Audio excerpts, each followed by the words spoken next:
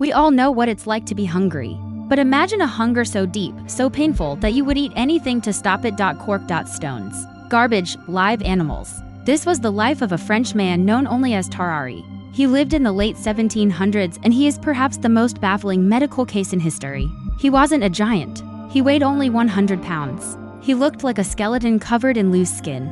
But inside that skinny frame was a bottomless pit that terrified everyone who met him. From the streets of Paris to the military hospitals, Tarrare left a trail of horror behind him. And it ended with the most unspeakable crime imaginable as a teenager. Tarrare was kicked out of his home because his parents couldn't afford to feed him. He joined a traveling freak show. His talent? He could swallow anything.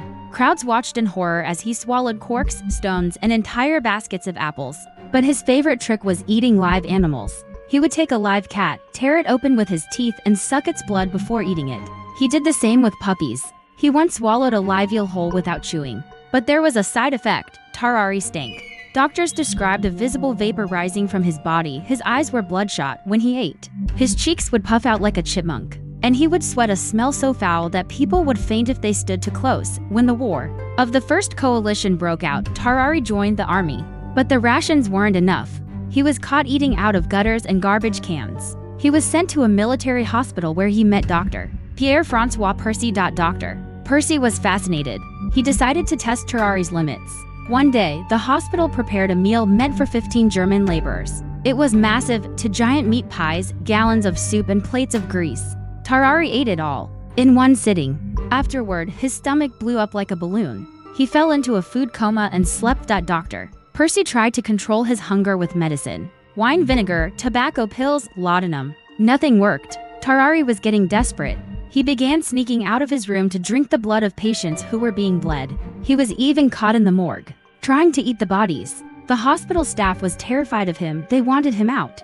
But Dr. Percy kept him there for science, until one tragic day in 1794. A 14-month-old toddler vanished from the hospital ward. The staff searched everywhere, the grounds, the rooms, the basement, nothing. Accusations immediately turned to Tarrare. He refused to answer questions. He wouldn't say where he was. But the look on his face said everything. Dr.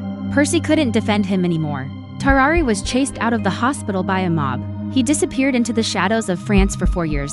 Tarrare resurfaced 4 years later, dying of tuberculosis. When he died, surgeons were eager to open him up to see what was inside. The smell was so bad they could barely breathe. What they found defied biology. His gullet esophagus was abnormally wide. When they opened his chest, they could see straight down into his stomach without using instruments.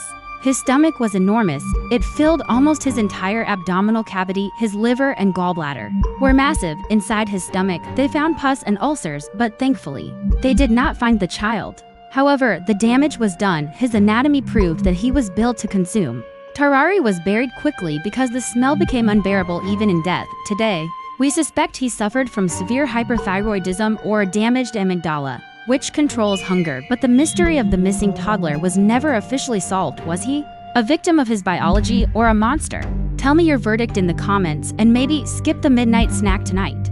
Subscribe for more dark history.